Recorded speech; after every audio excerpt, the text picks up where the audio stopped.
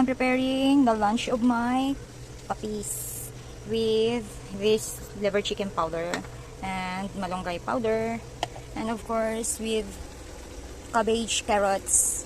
Hindi ko na defrost yung chicken liver, kaya maglalagay ako ng sa ngayon kasi hindi ako nakapag-defrost ng liver, chicken liver. Tsaka ito sa daw batuta, yan, terno.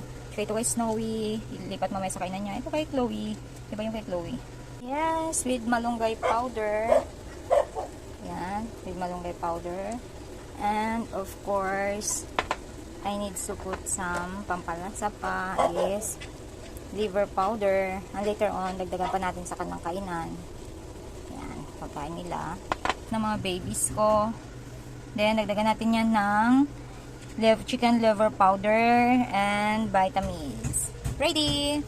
And this is it. We're going to give them some food. See? Wow! They very like it. That's your part.